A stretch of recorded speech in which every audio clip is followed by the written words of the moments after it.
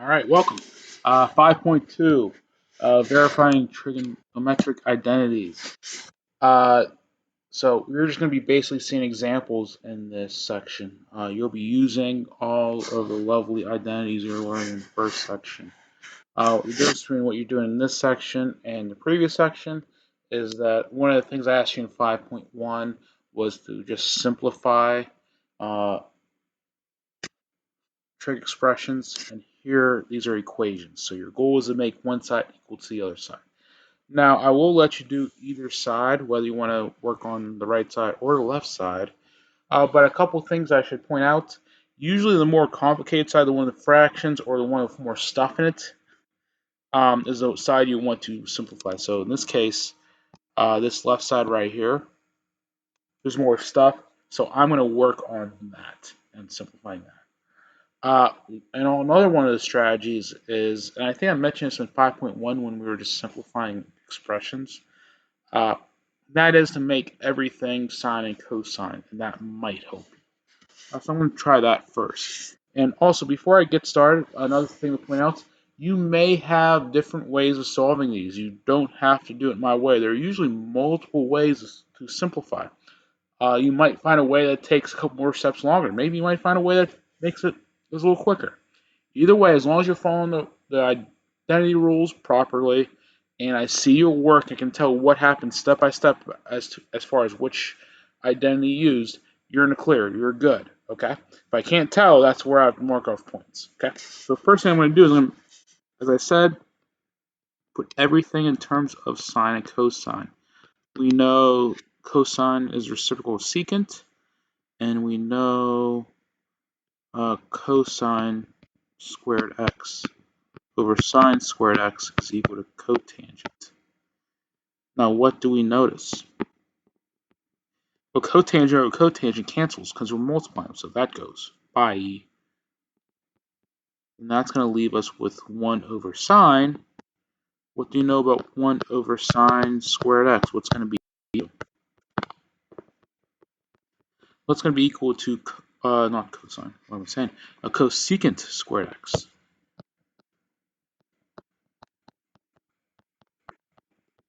Finally, cosecant squared x minus 1, what's that equal to? That's equal to cotangent. How lovely.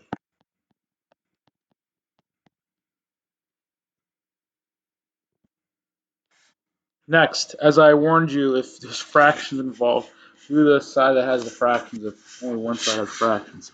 So the first thing I'm going to do is I'm going to get a common denominator. It's going to multiply the left fraction by 1 minus sine x.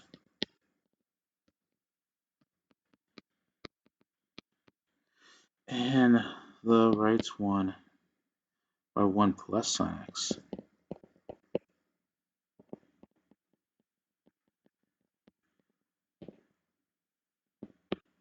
I forgot to do this.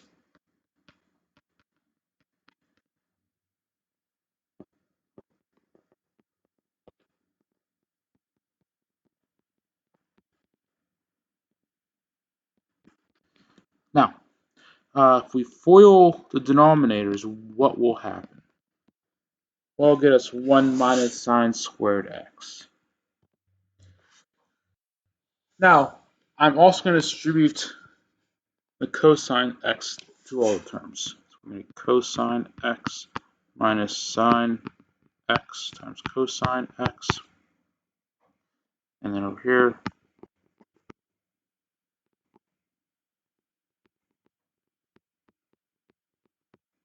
and then what do you notice? Oh, look, we have a common denominator, so we can add cosine plus cosine is going to be 2 cosine x. And then negative sine x times cosine x plus sine x plus cosine x will cancel and go away.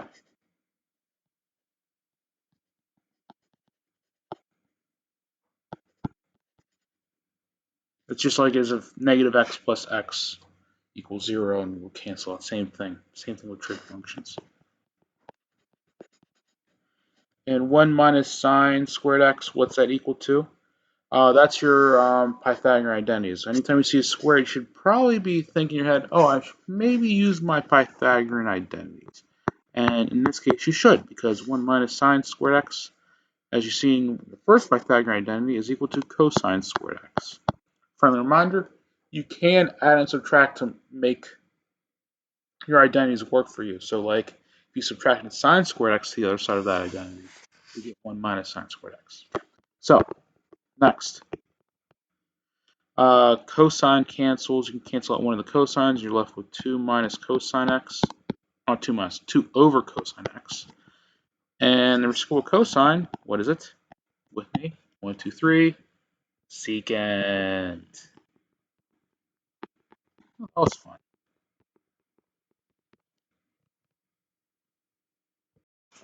All right, so we got another one. Another strategy. If I see there's a number plus or minus a trig function, what I'm going to do is, and that's multiply numerator and denominator of the left side by secant x minus 1. So what strategy I use? Whatever's on the bottom right here, I take it and flip the middle sign, because what that's going to do is when I go to simplify, keep that the same, and you FOIL, you're going to get secant squared x minus 1 at the bottom equals that. And what do you know about secant squared x minus 1? It's one of your, say it with me, Pythagorean identities. Yeah. So we know that that's going to be tangent squared x.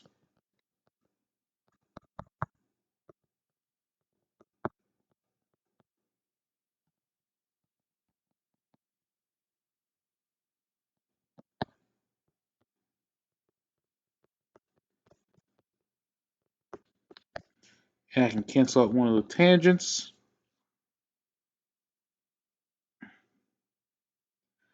And then if I divide each of these individually by tangent,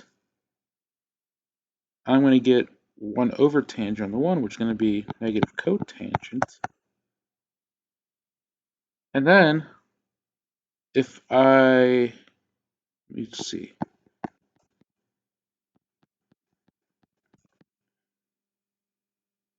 If I do cotangent times secant, I'm out of space until I hit my next one. So what I'm just going to write this to the side here. If I change it to terms of cosine and sine, I'm going to get cosine x over sine x times 1 over cosine x. Cosine's canceled. I'm left with what? 1 over sine x, which is cosecant.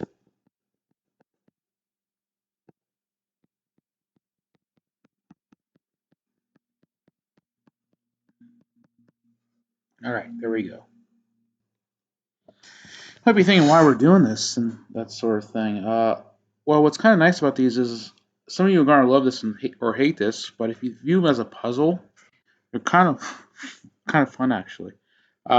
Last one. Verify this. Strategy I said earlier. Let's change everything in terms of sine and cosine.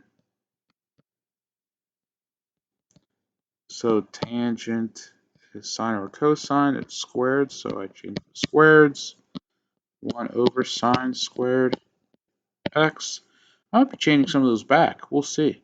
Cosine squared x times tan sine squared x over cosine squared x.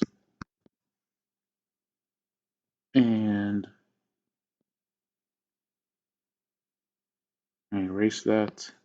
As I said before, you might have a different way of doing this particular problem, but I'm going to do it this way. Okay, so now everything's in terms of sine and cosine on one side. Also, another rule, don't change both sides, okay? Pick one side to simplify, leave the other one alone, okay? So what do we know is cancels?